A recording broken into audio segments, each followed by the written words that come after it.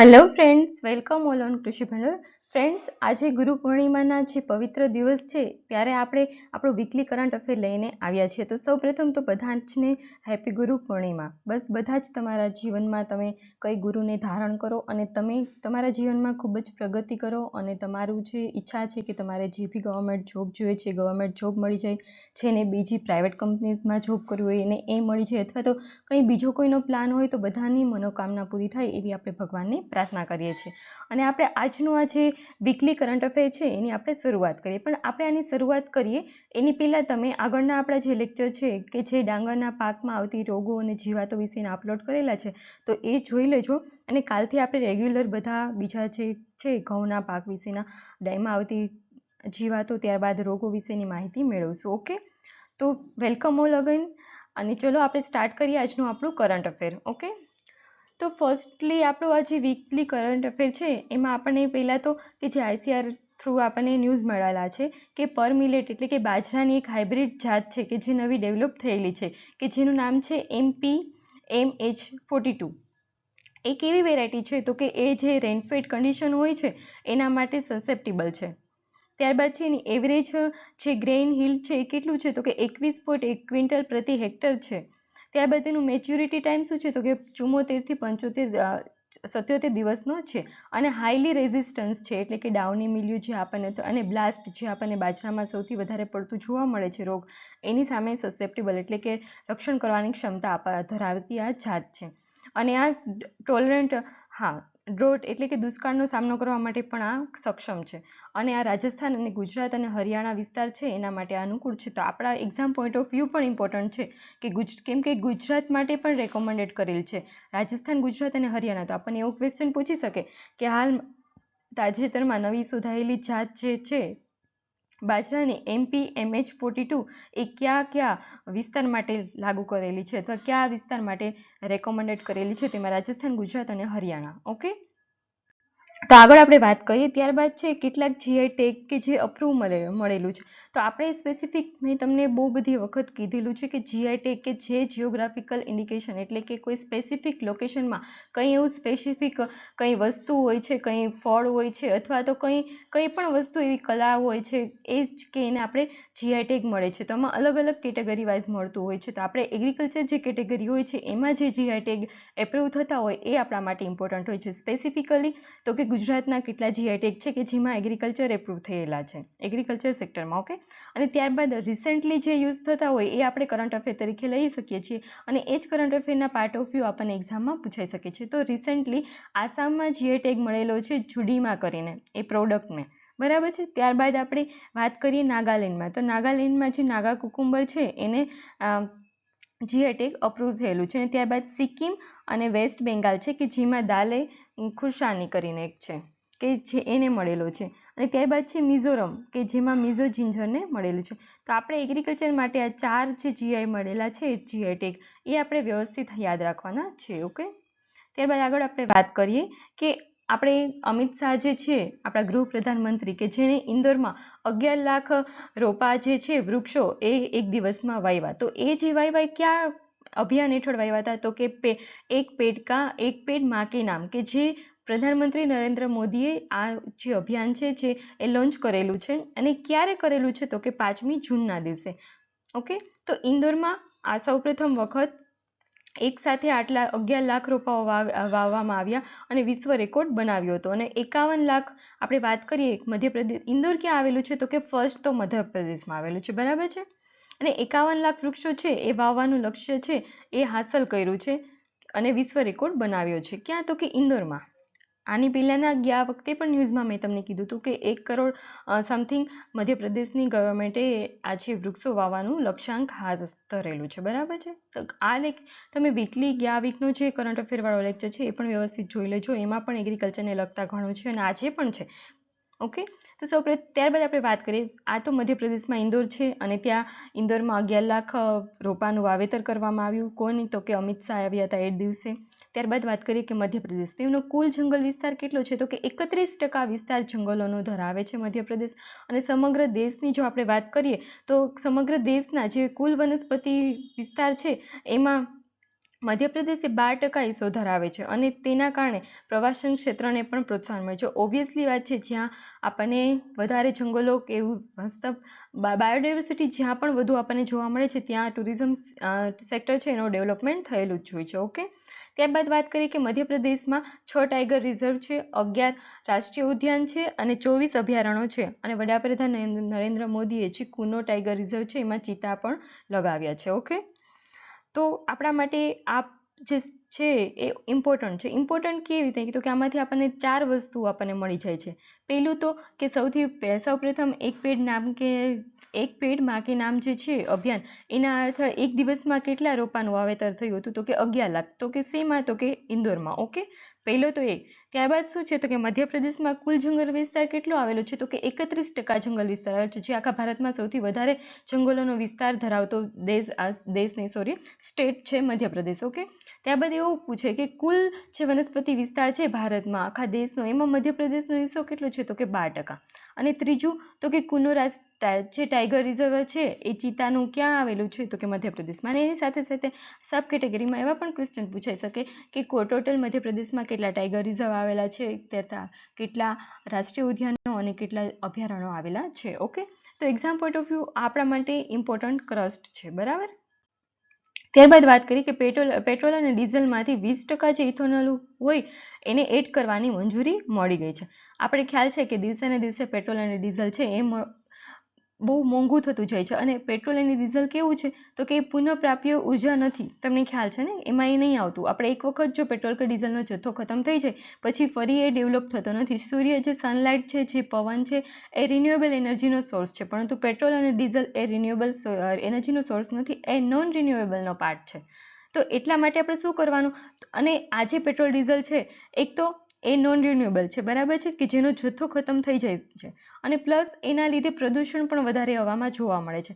તો એટલા માટે આપણે 20% ઇથેનોલને એડ કરવાનું હોય છે કે જેથી આપણે પ્રદૂષણને પણ ઘટાડી શકીએ અને જે આપણે બાયોફ્યુલ તરીકે એક જે પાર્ટ હોય છે એમાં આપણે એનું ડેવલપમેન્ટ એટલે ઇન્ક્રીઝ કરી શકીએ છીએ. તો આપણે એની વાત કરીએ કે પેટ્રોલ અને ડીઝલમાં 20% ઇથેનોલને મંજૂરી આપવામાં આવી છે અને 2025 સુધીમાં ભારતભરમાં પેટ્રોલ અને ડીઝલમાં 20% મિશ્રણ થશે. કેટલું તો કે આપણે જે પેટ્રોલ હોય છે 1 લીટર પેટ્રોલ લઈએ એમાં 20% આપણે ઇથેનોલને મિશ્રણ કરવાનું એવી મંજૂરી મળી છે. અને આ સાથે બાયોમાસને બાયોફ્યુલ બનાવવા માટે 12થી વધુ રિફાઇનરીઓ ઊભી કરવામાં આવશે. એટલે આ કેવું થશે કે ઇથેનોલ બનશે, આપણે એડ કરવાનું છે તો ઇથેનોલને બનાવવું થશે, તો બાયોફ્યુલ માટે 12 અલગ અલગ રિફાઇનરી ઊભી થશે. અને રિફાઇનરી ઊભી થશે તો શું થશે, એના લીધે ઇનડાયરેક્ટલી આપણી એમ્પ્લોયમેન્ટમાં પણ વધારો થશે, મતલબ રોજગારી પણ મળી રહેશે. અને ગ્રીન હાઇડ્રોજન આપણું જે મિશન છે તો એને હેઠળ 20,000 કરોડ રૂપિયાનો કાર્યક્રમ તૈયાર કરવામાં આવેલો છે. ઓકે, ત્યારબાદ વાત કરીએ કે પ્રધાનમંત્રી કે જે આપણા નરેન્દ્ર મોદીજી છે, જે ગુજરાતના લોકલાડીલા છે અને વિશ્વમાં પણ ફેમસ છે. તો તમે જુઓ કે વિશ્વમાં સૌથી વધારે જે પોલિટિકલ લીડર હોય છે એમાં આપણા મોદીજીના જે એક્સ એકાઉન્ટના જે ફોલોવર્સ છે એની સંખ્યા 100 મિલિયનને પણ પાર પહોંચી ગઈ છે. એટલે 100 મિલિયન જેટલી પહોંચી ગઈ છે. એટલા કોઈ પણ અત્યાર સુધીના એક પણ પોલિટિકલ લીડરને આટલા ફોલોવર્સ આવ્યા નથી. સૌપ્રથમ વખત આપણા મોદીજીને મળેલા છે. ઓકે, ત્યારબાદ છે ઈટ રાઇટ ઇન્ડિયા અભિયાન છે કે જે કોના અંતર્ગત છે તો કે ફસાઈ. ઓકે, તો આપણે એના વિશે વાત કરીએ કે કેન્દ્રીય રાષ્ટ્રમંત્રી જે છે ફસાઈના એના સીઓ કોણ છે ફસાઈના તો કે શ્રીજી કમલાવર્ધન રાવ છે. એના દ્વારા શું તો કે ફસાઈ દ્વારા હાથ કરવામાં આવેલી વિવિધ પહેલો હોય એની ટૂંકી જાણકારી આપણે આપી છે કે જેમાં ઈટ રાઇટ ઇન્ડિયા અભિયાન છે એની પહેલા કોણ, મતલબ ઈટ રાઇટ ઇન્ડિયા જે અભિયાન છે એની શરૂઆત કોણે કરેલી છે તો કે ફસાઈએ. બરાબર છે. Food safety standard authority of India, મેં તમને લાસ્ટ વીકમાં પણ વીકલી કરંટ અફેરમાં આનું કર્યું હતું કે ત્યારે ક્વોલિટીવાળું જે હતું આપણે જે પણ લેબલ હોય છે લેબલ હવે કરવાનો ફસાય એવું કીધેલું છે કે બધી કંપનીના જે પણ પ્રોડક્ટ હોય છે, જે એડિબલ પ્રોડક્ટ હોય છે, ખાદ્ય વસ્તુ, એમાં મોટા અક્ષરોમાં લેબલિંગ કરવાનું કે જેથી આપણને ખ્યાલ આવે એમાં ક્યાં ક્યાં ન્યુટ્રિશન કન્ટેન્ટ શું છે શું નહીં. જો તમે વિડીયોઝ ના જોયો હોય તો એ જોઈ લેજો. બરાબર છે. અને આજે ફરી પાછું ફસાઈ આપણા કરંટમાં આવેલું છે. તો આ વખતે એવું કહે છે કે ઈટ રાઇટ ઇન્ડિયા જે અભિયાન છે એ ફસાઈએ શરૂ કર્યું હતું.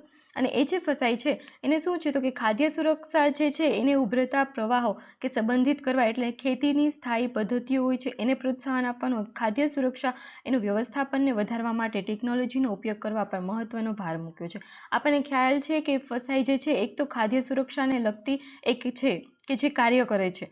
તો એ ઓબ્વિયસલી વાત છે, એ કાર્ય કરે છે તો શું કરશે તો કે ખાદ્ય સુરક્ષા વધારવા માટે આપણે કઈ કઈ નવી ટેકનોલોજીનો યુઝ કરવો જોઈએ એના ઉપર એ ભાર મૂકે છે, અને એની અંતર્ગત જ આ રાઇટ ઇન્ડિયા જે છે અભિયાન એ શરૂ કરવામાં આવેલો છે. અને આરોગ્ય મંત્રી આપણા જે છે જેપી નડ્ડા, એને ફસાઈ દ્વારા હાથ ધરવામાં આવેલા વિવિધ પહેલો જે છે એમાં શું કીધેલું છે તો કે ખાદ્ય સુરક્ષા ક્ષેત્રમાં લીધેલ નોંધપાત્ર છલાંગની પ્રશંસા કરે છે. મતલબ આપણને એવું એક્ઝામમાં પૂછાઈ શકે કે કોણે, કયા મંત્રીએ એવું કીધેલું છે કે ફસાઈએ નોંધપાત્ર છલાંગની પ્રશંસા કરી છે, તો એમાં છે આરોગ્ય મંત્રી જેપી નડ્ડા.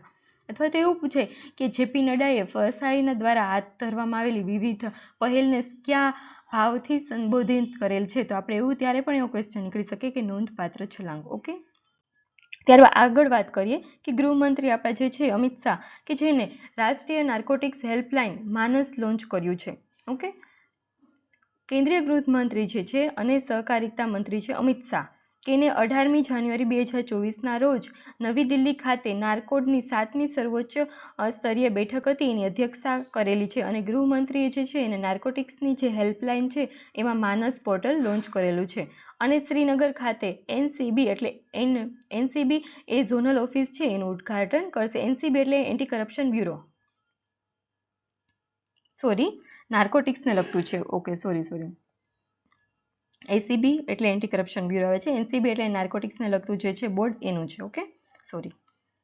અને ત્યારબાદ ભારત સરકારે ડ્રગ્સના જોખમોને કાબૂ લેવા માટે ડ્રગ્સની હેરફેર માટે ઝીરો ટોલરન્સ પોલિસી અપનાવી છે.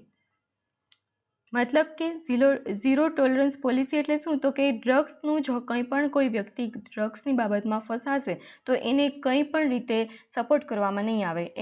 એના જે મતલબ જે રૂલ્સ રેગ્યુલેશન્સ જે આપણા છે ગવર્મેન્ટ ઓફ ઇન્ડિયાને, તો એને લગતા જે પણ એને સજાઓ થવાની પાત્ર હશે એ સંપૂર્ણ એને સજા કરવામાં આવશે. એમાં કોઈની વોક કે એવું કશું ચાલશે નહીં ઝીરો ટોલરન્સ પોલિસીમાં. ઓકે, તો આપણને અહીંથી એવો ક્વેશ્ચન નીકળી શકે છે કે પહેલું તો એ જ ક્વેશ્ચન નીકળે કે આપણા જે ગૃહમંત્રી છે અમિત શાહ, એને નાર્કોટિક્સ હેલ્પલાઇન માટે કયું લોન્ચ કર્યું છે પોર્ટલ, તો માનસ પોર્ટલ લોન્ચ કર્યું છે. ઓકે, અને બીજું એવું પૂછાઈ શકે ડ્રગ્સની હેરફેર સામે કોઈ ગુનો દાખલ થાય તો એના માટે કઈ પોલિસી વપરાય છે, તો કે ઝીરો ટોલરન્સ પોલિસી વપરાય છે. ઓકે, ત્યારબાદ આગળ વાત કરીએ કે think 2024 the Indian navy quiz. આપણને ખ્યાલ આવી ગયો, થિંક એટલે કે ઇન્ડિયન નેવી ક્વિઝ મતલબ એક ક્વિઝ છે કે કોણ બહાર પાડે છે અથવા તો કોણ કરે છે ઓર્ગેનાઇઝ, તો કે ઇન્ડિયન નેવી કરે છે. ઓકે, તો એના વિશેની આપણે આગળ ચર્ચા કરીએ. તો કે સૌપ્રથમ તો કે ભારતીય નૌકાદળ જે છે એ ગર્વભર કે ફ્લેગશિપ જે ઇવેન્ટ છે થિંક 24 ધ ઇન્ડિયા નેવી એક અનન્ય રાષ્ટ્રીય સ્તરની ક્વિઝ એની સ્પર્ધા જે છે એ શરૂ કરવાની જાહેરાત કરી છે. અને આ જે ઇવેન્ટ છે એમાં શું કરવામાં આવશે તો કે આપણો જે ભારતનો જે સાંસ્કૃતિક વારસો છે કે જે સમૃદ્ધ વારસો છે, વિશ્વમાં સૌથી વધુ ક્યાંય જોવા નહીં મળતો હોય એવો આપણો ભારતનો જે વારસો છે તેને ગૌરવ અને દેશભક્તિની જે ભાવના કેળવવાની સાથે સાથે આપણે બૌદ્ધિક વિકાસ થાય અને યુવા જે દિમાગ છે એને પ્રેરણા આપવાની અનન્ય તક જે છે એ પૂરી પાડશે. કોણ પૂરી પાડશે તો કે આ થિંક ઇન્ડિયા જે નેવી, આ ઇન્ડિયન નેવી ક્વિઝ છે એ. ઓકે, ત્યારબાદ પ્રથમ જો 2 આવૃત્તિ છે એટલે કે થિંક 2020 અને G20 થિંક, કે જેમાં ગયા વર્ષે આપણે 20 G20 દેશના જે ભાગીદારી જોવા મળી હતી અને એની જે સફળતા થઈ એટલે નૌકાદળે આપણે પહેલ ચાલુ કરી કે આ વસ્તુ આપણે કન્ટિન્યુ કરશું. અને આ વર્ષે થિંક 24ની થીમ છે વિકસિત ભારત. આ તમે યાદ રાખી લેજો, થિંક 24ની મેઇન થીમ શું છે વિકસિત ભારત. અને કોણે કરી છે સ્ટાર્ટ તો કે ઇન્ડિયન નેવીએ. ઓકે, કે જે ભારતની આઝાદી છે આપણે આઝાદ થયા એના 100મા વર્ષ પર 2047માં એક વિકસિત રાષ્ટ્રમાં પરિવર્તન કરાવવા ભારતના સરકારના વિઝન સાથે જોડાયેલું છે. મતલબ કે આપણા 2047માં ભારત આઝાદ થયું ને 1947થી 2047 100 વર્ષનો સમયગાળો છે, એક સદી આખી થઈ જશે. ઓકે, આખા 100 વર્ષ, શતાબ્દી, સોરી સદી નહીં, આખી 100 વર્ષ આપણું આ થશે આ વસ્તુને. તો એના માટે જે આપણે કેવા કરવું જોઈએ તથા પરિવર્તનો લાવવા માટે શું ભારત સરકારને ફાળો આપણે આપી શકીએ એના માટેનું જે અલગ અલગ જે યોજનાઓ હોય એ આપણને ખ્યાલ આવે.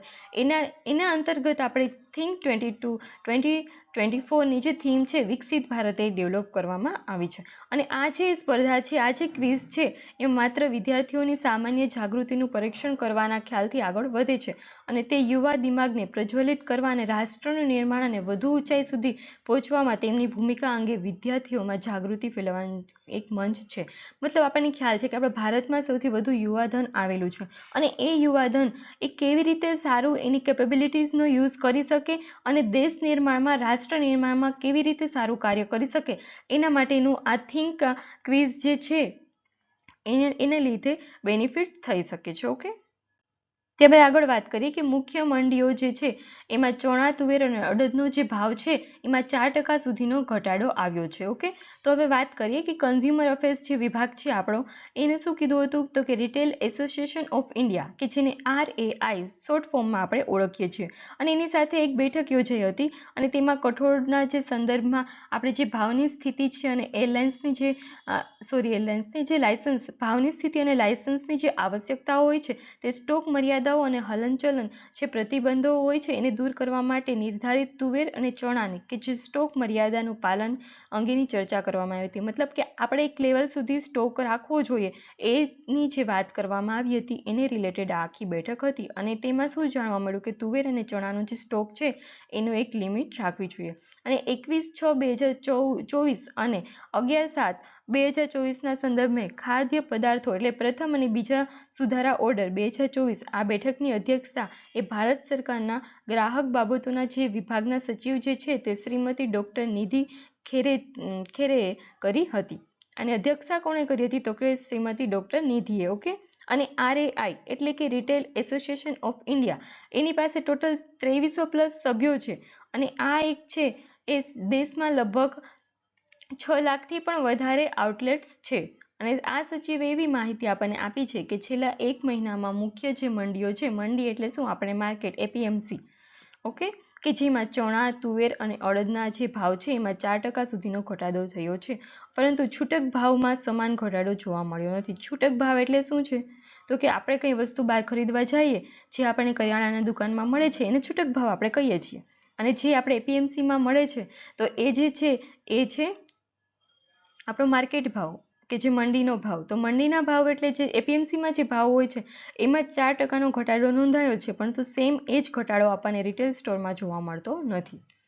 અને તે શું તો કે જથ્થાબંધ મંડીઓ હોય એની કિંમત અને કિંમતો જથ્થાબંધ મંડીની કિંમતો એટલે કે APMCની જે પ્રાઇસ છે એ અને છૂટક કિંમતો એટલે કે રિટેલ પ્રાઇસ એના વચ્ચેના જે વિચલન તરફ ધ્યાન દોર્યું છે અને જે સૂચવે છે કે છૂટક વેપારીઓ વધુ નફાનું માર્જિન મેળવી રહ્યા છે. બરાબર છે, સસ્તા ભાવે લઈ આવે છે APMCમાંથી અને આપણને જે અહીંયા પ્રોવિઝન સ્ટોરમાં મળે છે થોડોક હાઈ પ્રાઇસે મળે છે.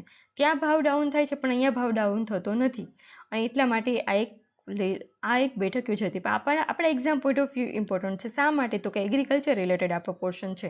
આપણને એવું પૂછાઈ શકે કે RAI સાથે કઈ રીતે જોડાયેલું છે તો કે રિટેલ પ્રાઇસ સાથે, આપણે એવું કહી શકીએ.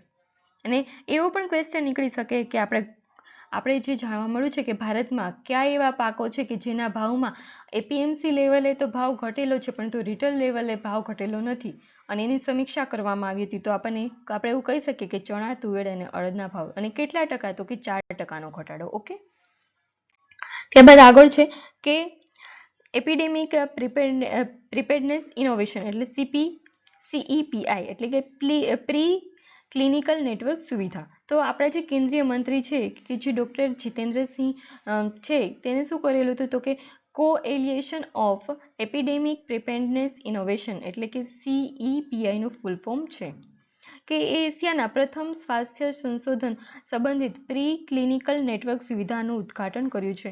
તો અહીંથી જ આપણને મેઇન તો ક્વેશ્ચન નીકળી છે કે શું છે CEPI, શું છે તો કે પ્રી ક્લિનિકલ નેટવર્ક સુવિધા છે, અને તેનું કોણે કરેલું છે તો કે ડૉક્ટર જીતેન્દ્રસિંહ. ઓકે, અને એને શું મેઇન કરેલું છે તો એના વિશે કે યુમિક જે છે યુમિક એની સુવિધાનું લોન્ચ કર્યું હતું. એના વિશેની આપણે વાત કરીએ કે જીતેન્દ્રસિંહે જે સંશોધન અને વિકાસ માટે સંશોધન સંસ્થાઓ જે છે અથવા તો યુનિવર્સિટીઝ છે અને ઉદ્યોગો જે છે એમાં માઇક્રોબાયલ જે કલ્ચર હોય છે એ પ્રદાન કરવા માટે રિપોઝિટરી તરીકે કામ કરવા અને આનુવંશિકતા અંગે વ્યાખ્યાયિત human associated microbial culture collection સુવિધાનું ઉદ્ઘાટન કર્યું છે. મતલબ આપણને ખ્યાલ છે કે આપણી આનુવંશિકતા એટલે કે આપણે જીનમાં કેવી રીતે આવે છે, તો કે આનુવંશિકતા દ્વારા આપણું જીન આવે છે. આપણા પેરેન્ટ્સમાં જે બી જીન હોય છે આપણામાં ડેવલપ થાય છે. એનું મેઇન રીઝન શું છે, તો કે જીન, અને જીન જે છે એ આનુવંશિકતાનો એકમ ધરાવતો હોય છે. તો સેમ અહીંયા પણ એ જ છે કે આનુવંશિકતાને વ્યાખ્યાયિત કરવા માટે જ human associate microbial culture collection, કે એનું કલેક્શન કરી રાખવાનું, કે જેથી આપણે ભવિષ્યમાં કંઈ એવું જોતું હોય તો એ કલ્ચર આપણી પાસે ડેવલપ થયેલું હોય, કલેક્શન થયેલું હોય, તો એનો આપણે યુઝ કરીને સેમ એ જ આપણે કરી શકીએ છીએ. ઓકે, તો જે કેન્દ્રીય મંત્રી આપણા જે છે એને ફરીદાબાદમાં translation health science and technology ઇન્સ્ટિટ્યૂટના નેજા હેઠળ રિજનલ સેન્ટર ઓફ બાયોટેકનોલોજી ખાતે coalition of epidemic preparedness innovation એટલે કે CEPI હેઠળ એશિયાનું પ્રથમ એવું સ્વાસ્થ્ય સંબંધિત પ્રી ક્લિનિકલ નેટવર્ક ફેસિલિટીનું ઉદ્ઘાટન કર્યું હતું. અહીંયા જુઓ, એશિયાનું સૌપ્રથમ છે pre clinical network facility. Okay, ત્યારબાદ આગળ છે હલવા સેરેમની. હલવા સેરેમની શું છે? હલવા સેરેમની એટલે નામ જોઈને તમને હલવો ખાવાનું મન થઈ જાય એવું, બરાબર છે? ઓબ્વિયસલી વાત છે, જેને સ્વીટ વધુ ભાવતું હશે એને તો હલવો ખાવાની ઈચ્છા થઈ જ ગઈ હશે. મને પણ ભાવે જ છે. ઓકે, ચલો તો વાત કરીએ હલવા સેરેમનીની. આપણે હલવો ખાવાનો નથી, પણ આપણે હલવા સેરેમની કેને રિલેટેડ છે અને કેવી રીતે ઇમ્પોર્ટન્ટ છે એના વિશેની આપણે વાત કરવાની છે. તો સૌપ્રથમ તો હું તમને જણાવું કે આ જે હલવા સેરેમની છે એ આપણું બજેટ અત્યારે આવવાનું છે. બધાને ખ્યાલ છે 23 જુલાઈના રોજ આપણું બજેટ બહાર પડવાનું છે અને બધાની એના ઉપર વોચ રહેલી છે. આપણું આખું સ્ટોક માર્કેટની એમાં વોચ રહેલી છે. મોટા મોટા જે ટ્રેડર્સ હોય છે એ લોકોની એમાં વોચ રહેલી છે. ઇન્વેસ્ટરોની વોચ છે કે કેવું બજેટ આવશે અને એ બજેટમાં કયા સેક્ટરમાં કેવી રીતે બેનિફિટ્સ થયેલા છે એના ઉપરથી આખું આપણી ઇકોનોમીનું થતું હશે. શેર બજારમાં એવી રીતના બધા ઇન્વેસ્ટ કરશે, ટ્રેડર્સ એવી રીતે કરશે, બધું એવી રીતે ચાલશે. તો આપણે તો વાત કરવાની છે સિમ્પલ હલવા સેરેમની. તો જે હલવા સેરેમની છે એ આપણે બજેટ બહાર પડવાનું છે 23 જુલાઈએ, બરાબર છે? તો હલવા સેરેમની ત્યારે સેલિબ્રેટ કરવાની છે કે જ્યારે બધા જ આપણે બજેટ હોય એમાં શું હોય છે કે આખા દેશના જે ફેમસ હોય છે ઇકોનોમિસ્ટ, કે જે અર્થશાસ્ત્રીઓ, કે જે સારા એવા ઊંચા એવા હોદ્દામાં રહેલા હોય છે, જેને સારો એવો અર્થતંત્રનો અનુભવ હોય છે અને એવા કેટલાય સચિવો હોય છે અને અંગતેના જે કાર્યકરો હોય છે એ બધાને આપણે બજેટ બનાવવા માટે એક લોક કરવાના હોય છે. લોક કરવાના મતલબ એક એવો એના માટે સ્પેસિફિક એરિયા હોય છે કે જ્યાં એને આખું બજેટ વિશેની ચર્ચાઓ કરવાની અને એને બજેટ આખું રેડી કરવાનું છે. અને એ બજેટ ક્યાંય લીક ના થઈ જાય, ક્યાંય કોઈને ઇનપુટ્સ ના મળી જાય, એટલા માટે એ જે જેટલા પણ ઓફિસર હોય છે, જેટલા પણ કર્મચારીઓ એટલા હોય છે, એ લોકોને આપણે એક રૂમમાં અથવા તો એક એવું આખું બિલ્ડિંગ જ હોય છે કે જેમાં એને એ બજેટ રિલેટેડ જ કામ કરવાનું. બધા જ એના ટોટલી ગેઝેટ બધું જ લઈ લેવાનું આવતું હોય છે. એને એના ફેમિલી જોડે પણ કનેક્શન કરવામાં આવતું નહીં. અને ઇનકેસ એ વાત થતી હોય તો પણ નોર્મલ, મોસ્ટલી તો થતી જ નહીં હોતી, સ્પેસિફિક જ હોય છે, આઇસોલેટેડ કરી દે છે એ લોકોને, કે એને અલગ જ રહેવાનું. એના હરેક એના સોશિયલ મીડિયા એનો જો કે ફોન જ લઈ લેવાનું આવતું હોય છે, કે એને કોઈ એટલે કંઈ કનેક્શન હોય. કેમ કે એ લોકોની જો વાત કંઈ લીક થઈ જાય તો બજેટનું ખ્યાલ પડી જાય, અને એ બજેટની ખ્યાલ પડી બહાર ખ્યાલ આવી જાય તો શું થાય, તો કે ઘણા લોકોને ખ્યાલ આવી છે કે ચલો બજેટમાં ફોર એક્ઝામ્પલ તો કે રેલવે સેક્ટરમાં સારું એવું બજેટ આ વખતે વધારે આપેલું છે, તો બધા લોકો શું કરશે, સ્ટોક માર્કેટમાં સૌથી વધારે રેલવે સેક્ટરમાં ઇન્વેસ્ટ કરશે. અને એ રેલવે સેક્ટરમાં ઇન્વેસ્ટ કરશે કે જે ઇન્વેસ્ટ કરશે એ કેવું થશે કે જેને આવી ઇનપુટ મળેલી છે, જેને લીક મળેલી છે આ વસ્તુ કે આવું થશે, એ લોકો કરશે તો એ લોકોને પ્રોફિટ મળશે અને બીજા લોકો તો વંચિત રહી જશે પ્રોફિટથી. તો આ તો અનઇવન થયું ને. એટલા માટે બધાને સેમ લાભ મળી જાય અને કોઈ એનો મિસયુઝ કરી ના શકે, એટલા માટે એટલા જે બી કર્મચારીઓ હોય છે, જે બી અધિકારીઓ હોય છે એને લોકિન કરવાના હોય છે. અને જે લોકિન કરવાના હોય છે એ દિવસે હલવા સેરેમની સેલિબ્રેટ કરવામાં આવે છે અને બધાને હલવો ખવડાવવામાં આવે છે. બસ આખું આમાં જે લખેલું છે એની આ જ કથા છે કે મેં તમને જે કીધેલી છે. ઓકે, ચલો હવે આપણે આગળ વધીએ. ત્યારબાદ છે વૈશ્વિક આર્થિક વૃદ્ધિ માટે મેક ઇન ઇન્ડિયા જે છે એ સારું એવું આપણને બેનિફિટ થયું છે. તો આપણા જે મોદી છે, પ્રધાનમંત્રીજી મોદી, એને પણ વૈશ્વિક આર્થિક વૃદ્ધિ માટે મેક ઇન ઇન્ડિયા જે છે એને સફળતાને બિરદાવી હતી. એને પણ એના સફળતા માટેના જે વખાણ કરેલા છે. ક્યાંક વખાણ કરેલા છે તો કે એને ઘણી એવી મિટિંગ્સમાં પણ કીધેલું છે અને એક્સ એકાઉન્ટ પર કરેલું છે. ઓકે, અને વૈશ્વિક સ્તરે ભારત નિર્મિત જે ઉત્પાદકો હોય છે એની અસાધારણ સફળતા દર્શાવતી મેક ઇન ઇન્ડિયા પહેલ એ શરૂ કરવામાં આવી છે. અને મેક ઇન ઇન્ડિયા જે છે એ ભારતના અર્થતંત્રને વૈશ્વિક મંચ પર કેવી રીતે આગળ ધપાવી રહ્યું છે એની એક ઝલક આપે છે. એવું કોણે કીધું છે તો કે મોદીજીએ. ઓકે, ત્યારબાદ આગળ વાત કરીએ કે ફાર્મસી ઓફ ધ વર્લ્ડ ની આપણી વૈશ્વિક પ્રતિષ્ઠાને અનુરૂપ ભારત. તો આમાં શું છે તો કે ફાર્મસી ઓફ ધ વર્લ્ડ એટલે કે ફાર્મા અને મેડિકલ જે ડિવાઇસ છે એને ઉદ્યોગને કેવી રીતે આપણે વિકસાવો અને કેવી રીતે આપણે દવા અને ફાર્માસ્યુટિકલ જે બી હોય છે પ્રોડક્ટ કે એને કેવી રીતે આપણે નિકાસ કરવી અને કેવી રીતે આપણે નિકાસની ગુણવત્તાને વધારવી અને એના માટે શું આપણે કામ કરવું જોઈએ એના વિશેની આ ટોટલી આપણને આમાં વાત કરેલી છે. તો આપણે ચલો એના ઓવરવ્યૂ જોઈ લઈએ.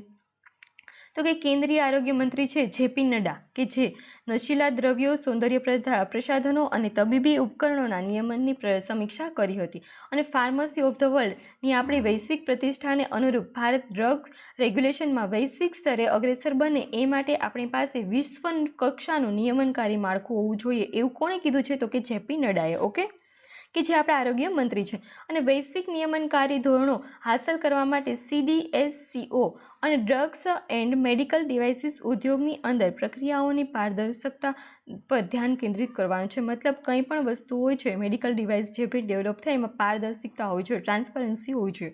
અને આરોગ્ય મંત્રી આપણા જે છે એને કીધેલું છે કે ફાર્મા એન્ડ મેડિકલ ડિવાઇસીસનો ઉદ્યોગ સાથે સતત સંવાદ પર ભાર મૂક્યો અને ઉચ્ચ ગુણવત્તાવાળી આપણે ફાર્માસ્યુટિકલ પ્રોડક્ટ અને મેડિકલ ડિવાઇસ પ્રોડક્ટ કરવા જોઈએ. ઓકે, ત્યારબાદ દવાઓ છે એનું અગ્રણી ઉત્પાદન અને નિકાસકાર તરીકે ભારતની વૈશ્વિક સ્થિતિ પર પણ પ્રકાશ પાડતા CDSCO પર ભાર મૂક્યો હતો. અને ત્યારબાદ છે એકરૂપતા, ટેકનિકલ અને અપગ્રેડેશન અને ભવિષ્યવાદી અભિગમોના સર્વોચ્ચ માપદંડો ઉપર પણ કેન્દ્રિત કરવામાં આવ્યું અને અપસ્કેલિંગ સિસ્ટમ આધારિત હોવું જોઈએ. અને દવાઓ અને ફાર્માસ્યુટિકલ્સની જે નિકાસ છે અને નિકાસ કરવામાં આવતી દવાઓ હોય છે એની ગુણવત્તા જાળવવા માટે યોગ્ય હસ્તક્ષેપ માટેની સિસ્ટમની રચના થવી જોઈએ. ઓકે, ત્યારબાદ છે electronics powering India's participation in global value chain. એ કોણે તો કે નીતિ આયોગે આ બહાર પાડેલો છે. આ એક રિપોર્ટ છે. ઓકે, તો કે નીતિ આયોગે electronics the powering India's participation in global value chain કે જેને આપણે GVC તરીકે ઓળખીએ છીએ, ગ્લોબલ વેલ્યુ ચેઇન, એનું શીર્ષક જે છે એને હેઠળ અહેવાલ બહાર પાડ્યો છે. કોણે બહાર પાડ્યો છે આ અહેવાલ તો કે નીતિ આયોગે. આ તમે યાદ રાખજો. આ અહેવાલનું નીતિ આયોગનું આપણા સિલેબસમાં પણ છે અને કરંટ અફેરમાં તો ઇમ્પોર્ટન્ટ છે જ. ઓકે, તો ઇલેક્ટ્રોનિક્સનો આ જે આ રિપોર્ટ છે નીતિ આયોગે બહાર પાડેલો છે. અને હાલની પરિસ્થિતિની આપણે વાત કરીએ તો આંતરરાષ્ટ્રીય જે વેપાર આપણો થતો હોય છે એમાં 70% ગ્લોબલ વેલ્યુ ચેઇન જે છે એ વસ્તુઓને સમાવેશ કરે છે. અને જે ભારતની જે GVC છે, ગ્લોબલ વેલ્યુ ચેઇન જે છે એ ભાગીદારીતાને વધારવાની અને નિર્ણાયક જરૂરિયાત પર ભાર મૂકવામાં આવ્યો છે. અને GVC જે છે લેન્ડસ્કેપમાં મહત્વપૂર્ણ ભૂમિકા ભજવતા ઇલેક્ટ્રોનિક્સ એટલે કે ગ્લોબલ વેલ્યુ ચેઇનમાં મહત્વપૂર્ણ કયું છે તો કે ઇલેક્ટ્રોનિક્સ છે, સેમિકન્ડક્ટર્સ છે, ઓટોમોબાઈલ્સ છે, રસાયણ છે અને ફાર્માસ્યુટિકલ છે. એવા ક્ષેત્રો છે અલગ અલગ, એને આપણે મહત્વ આપ્યું છે. અને GVC જે છે એની અંદર ઇલેક્ટ્રોનિક્સ ક્ષેત્રનો જે નોંધપાત્ર સ્થાન ધરાવે છે કારણ કે લગભગ 80% જેટલું ઇલેક્ટ્રોનિક્સનો જે નિકાસ થતી હોય છે એ GVCમાંથી આવે છે. ઓકે, અને ભારતની કુલ વેપારી જે નિકાસ છે એમાં 5.32%નો નોંધપાત્ર હિસ્સો રહેલો છે. કોનો હિસ્સો રહેલો છે તો કે ઇલેક્ટ્રોનિક્સનો.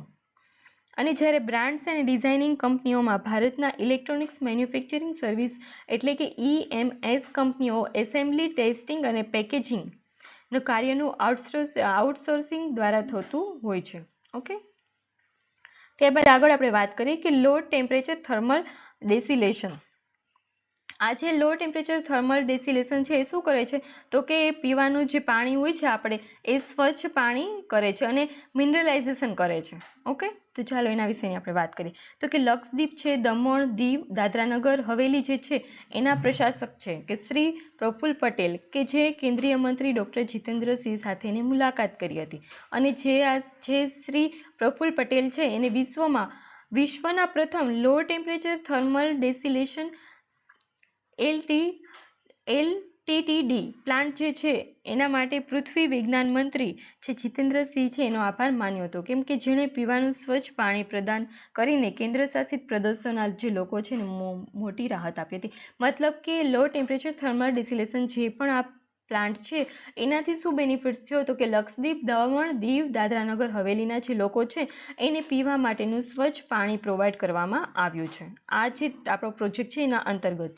અને જે 2 એરપોર્ટ છે લક્ષદ્વીપમાં જે એરપોર્ટ આવેલા છે કે જ્યાં પણ આ પ્રોજેક્ટનું પાણી સ્વચ્છ પાણી પીવા મળેલું છે. અને એ જે એરપોર્ટ છે એના લીધે શું થાય છે તો કે ઇકો ટુરિઝમ અને વિકાસમાં પણ મહત્વનું એવું સાબિત આપણને થાય છે. ત્યારબાદ છે ડિસિલેશન દરમિયાન પાણીમાંથી બાકાત રાખવામાં આવેલા જે ખનિજો હોય છે એને ઉમેરવામાં આવે છે અને રિમિનરલાઇઝેશન પ્લાન્ટ કાર્યરત કરવામાં આવે છે. મતલબ રિમિનરલાઇઝેશન એટલે શું છે? પહેલાં તો આપણે ડેસિલેશન કરીએ છીએ કે જેમાંથી કંઈક અશુદ્ધિઓ હોય છે જે બહાર કાઢવામાં આવે છે, બરાબર.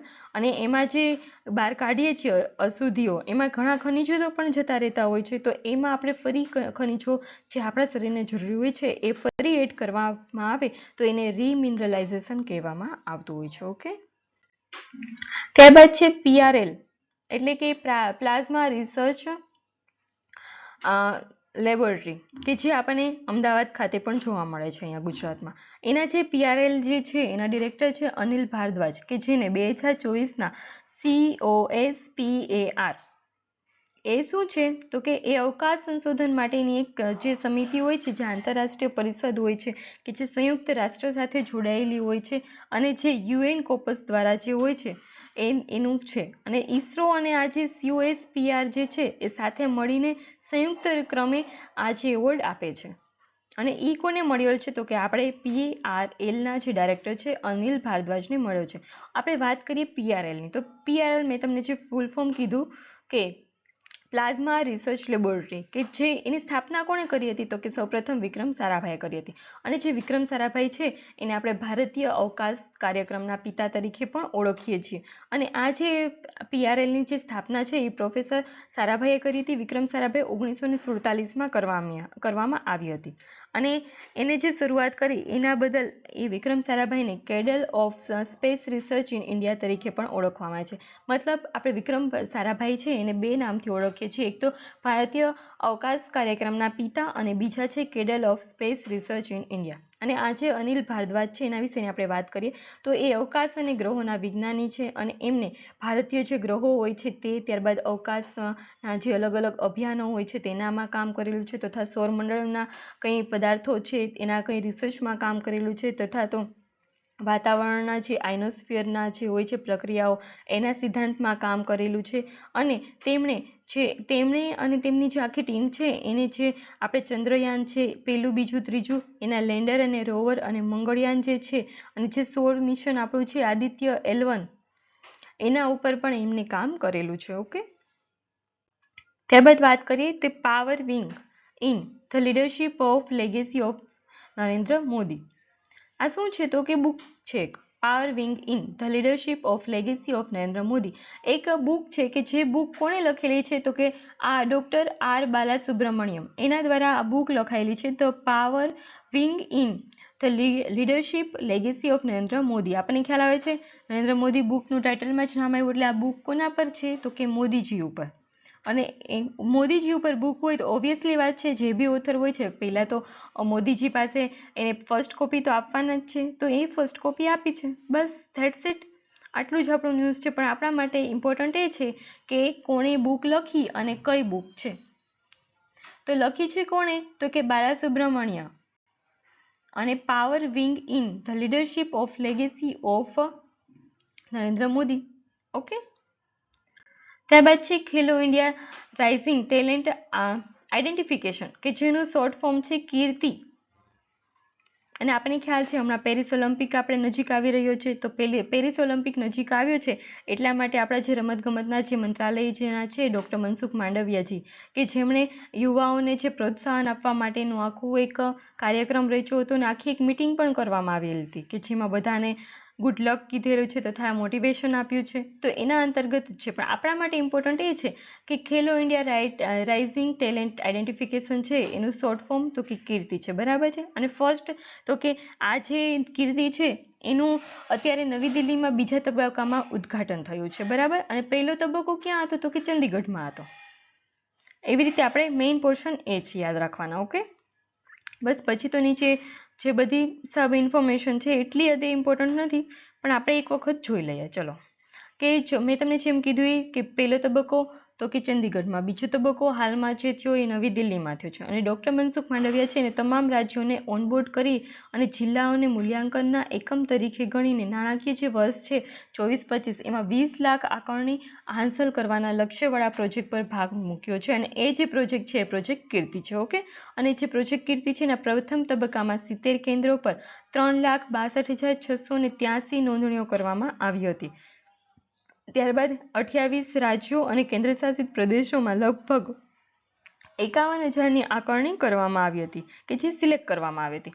નોંધણી કેટલી થઈ હતી તો કે 3,62,683 ને 51,000ને સિલેક્ટ કરવામાં આવ્યા હતા. ઓકે, ત્યારબાદ છે મહારાષ્ટ્ર અને હરિયાણા છે એમ 2 રાજ્યો છે કે જેમણે ખેલો ઇન્ડિયા મીટમાં હંમેશા સારો દેખાવ કરેલો છે. અને અનુક્રમે સૌથી વધુ મતલબ કે મહારાષ્ટ્રમાંથી 9,168 અને હરિયાણામાંથી 4,820 સિલેક્ટ થયા છે. મૂલ્યાંકન ઇન ધ સેન્સ સિલેક્ટ થયા છે. અને આસામમાંથી 4,703નું મૂલ્યાંકન ત્રીજો ક્રમે છે. મતલબ કે આપણને એવો અહીંથી ક્વેશ્ચન નીકળી શકે છે કીર્તિ જે પ્રોજેક્ટ છે અથવા તો કીર્તિ જે અભિયાન છે અથવા તો કીર્તિ જે ખેલો ઇન્ડિયાવાળું છે, ઇન્ડિયા મતલબ શું કહેવાય સ્પોર્ટ્સને લગતું આપણું જે પણ પ્રોજેક્ટ છે એમાં સૌપ્રથમ કોણ છે કીર્તિમાં ફર્સ્ટ રેન્કે કયું સ્ટેટ આવે છે તો કે મહારાષ્ટ્ર, સેકન્ડે તો કે હરિયાણા અને થર્ડે આસામ છે.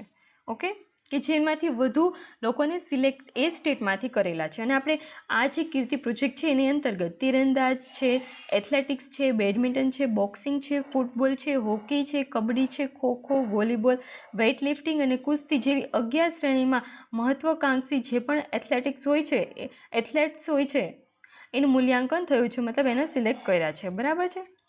અને સૌથી વધારે મૂલ્યાંકન થયું છે તે એથ્લેટિક્સમાં થયું છે અને ફૂટબોલમાં, બેમાં સૌથી વધારે થયેલું છે. ઓકે, ત્યારબાદ આગળ છે આત્મનિર્ભર ભારત કે ભારતમાં 2 કે એવી વિશ્વની 5 સૌથી મોટી જે કોલસાની ખાણો છે એમાંથી 2 ભારતમાં આવેલી છે. મતલબ 3 જ બીજી આવેલી છે, 2 ભારતમાં આવેલી છે. તો એ 2 જે ભારતમાં આવેલી છે કઈ છે તો કે છત્તીસગઢમાં આવેલી ગેવરા અને કુસુંદાની જે કોલસાની ખાણો છે એ સૌથી વધારે આવેલી છે. અને એ કઈ યોજના અંતર્ગત છે તો કે આત્મનિર્ભર ભારત અંતર્ગત. ઓકે, તો હવે વાત કરીએ કે છત્તીસગઢમાં આવેલી ACCLના ગેવરા અને કુસુંડા મેગા પ્રોજેક્ટ જે વિશ્વની 10 મોટી કોલસાની ખાણોની યાદીમાં બીજા અને ચોથા સ્થાન ધરાવે છે. એટલે કે ગેવરા છે એનું બીજું સ્થાન છે અને કુસુંડા છે એનું ચોથું સ્થાન છે.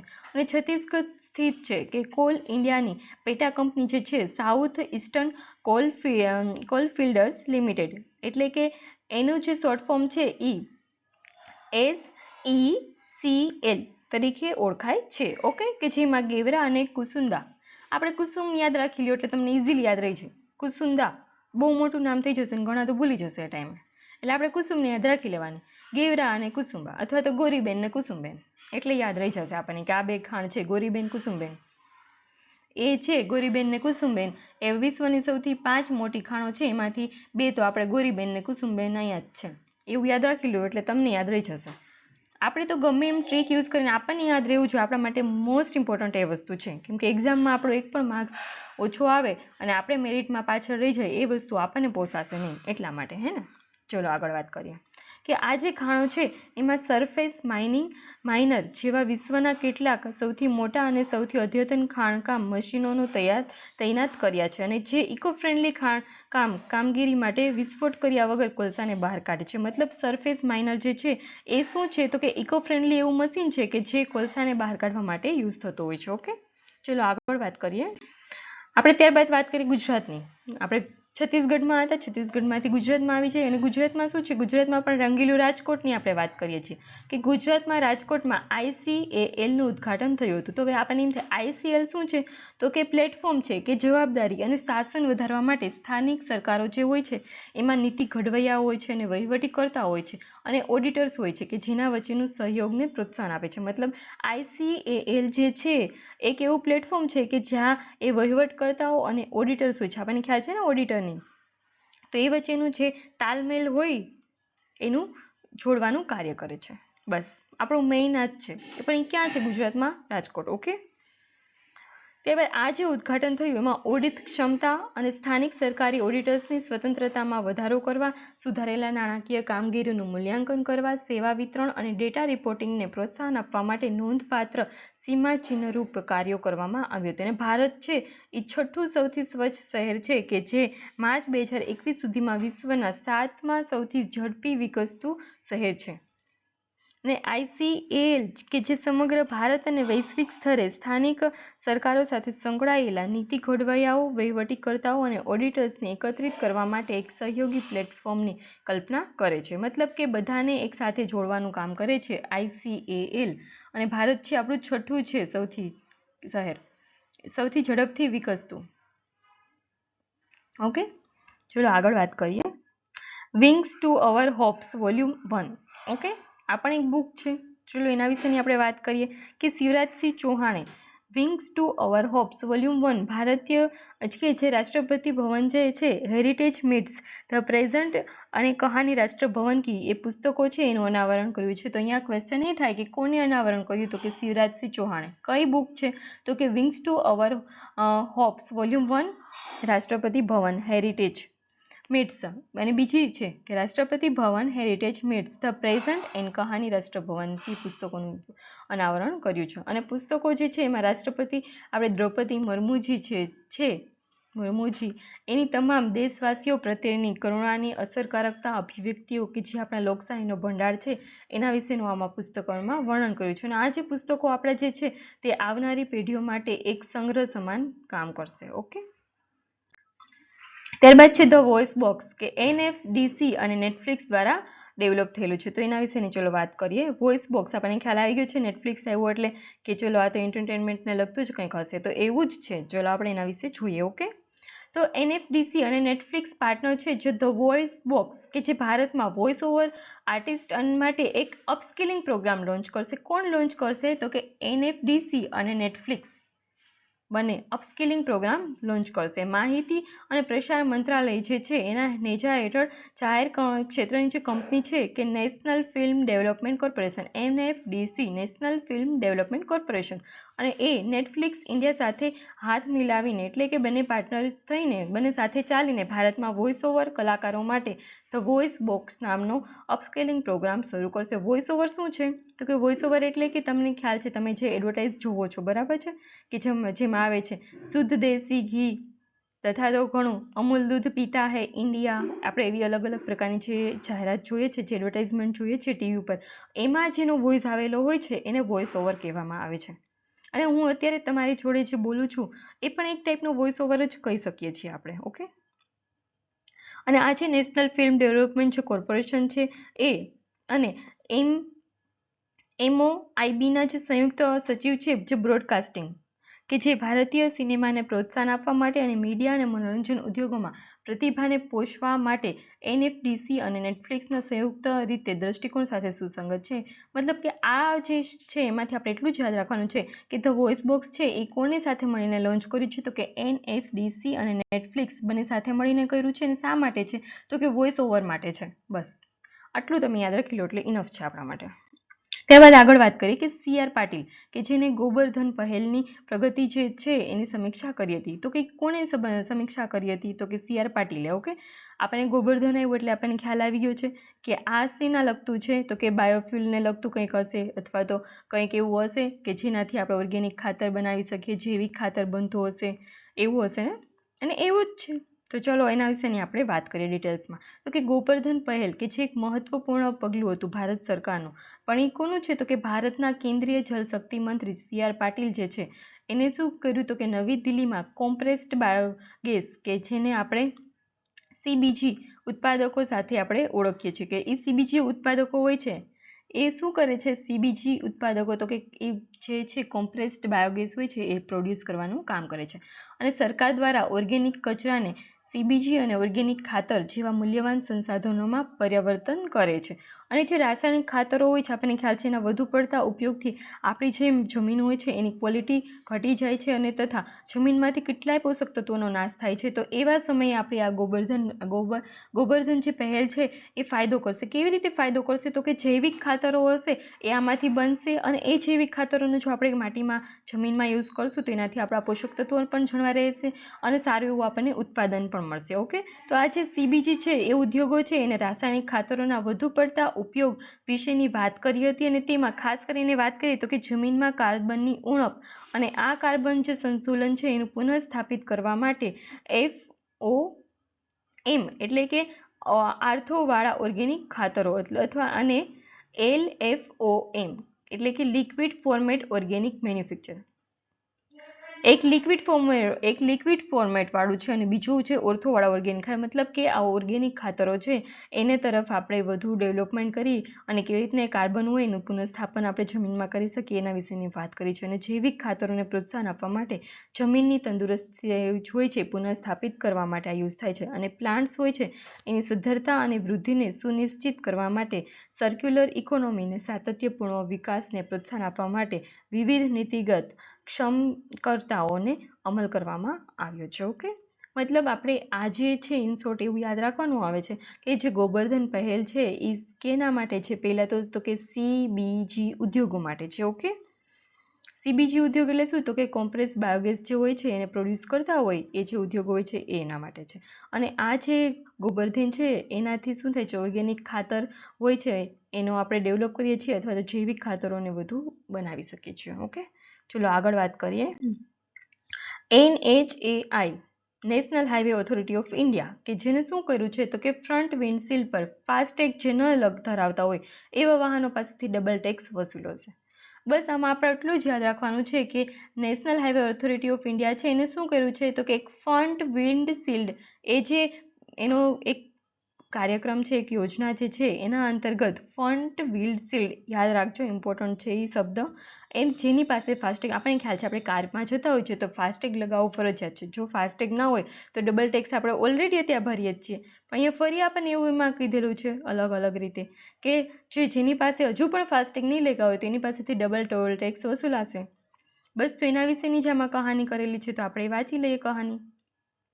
તો રાષ્ટ્રીય જે ધોરીમાર્ગ છે એના વપરાશકર્તાઓ છે એને વાહનની વિન્ડસ્ક્રીન પર જાણી જોઈને ફાસ્ટેગ ન લગાવવાથી રોકવા માટે NHAI એને માર્ગદર્શિકા એવી જાહેર કરી છે કે ટોલ લેનમાં પ્રવેશતા આવા વપરાશકર્તાઓ પાસેથી ડબલ યુઝર ફી વસૂલવામાં આવશે કે જેની અંદરથી ફ્રન્ટ વિન્ડશીલ્ડ પર નોન એપ્લિક્સ ફાસ્ટેગ લગાવવામાં આવે છે. મતલબ કે ઘણા હોય છે કે જેને ફાસ્ટેગ લગાવ્યું નથી એમને રાખી દે છે કે જુઓ આ અમારો કાચ છે.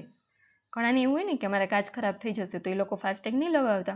તો એના માટે હવે નેશનલ હાઈવે ઓથોરિટી ઓફ ઇન્ડિયાએ કીધું છે કે એવું નહીં ચાલે, લગાવવાનું છે તો કમ્પલસરી લગાવવાનું છે.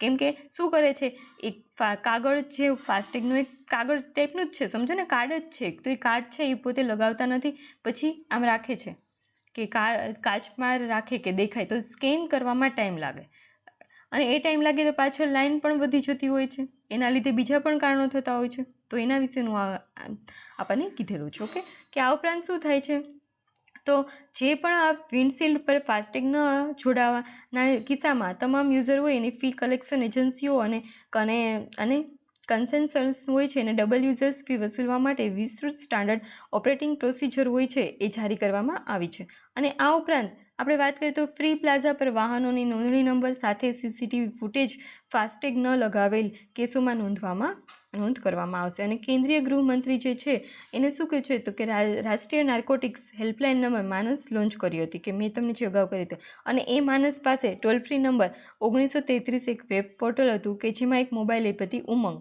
એપ હશે અને એ દેશના નાગરિકોને વ્યસન મુક્ત અને પુનર્વસન માટે સલાહ આપશે અને ડ્રગ હેરફેર અંગેની માહિતી શેર કરવામાં આવશે કે જે NCB 24/7 સાથે અજ્ઞાતપણે કનેક્ટ થઈ છે. ઓકે, તો અહીંયા ન્યૂઝમાં આપણે એક સ્લાઇડમાં 2 ન્યૂઝ કવર કરેલા છે. અહીંયાથી તો આપણું જે છે CCTV ફૂટેજના હોય એની સામે નોંધપાત્ર કેસ દાખલ કરવામાં આવશે ત્યાં તો આપણું એ ન્યૂઝ ખતમ થઈ જાય છે. અને ત્યારબાદ આ માનસવાળું જે છે એ નાર્કોટિક્સને લગતું છે કે જેનો હેલ્પલાઇન નંબર લોન્ચ કરી હતી અને એના માટે ટોલ ફ્રી નંબર છે. ઓકે, અને જે મોબાઈલ એપ છે એ ઉમંગ છે. ઓકે, ચલો આગળ વાત કરીએ. ત્યારબાદ છે ઇન્ડિયા પોસ્ટે 31 જુલાઈ સુધીમાં રાખડીના આંતરરાષ્ટ્રીય શિપમેન્ટની ભલામણ કરી છે.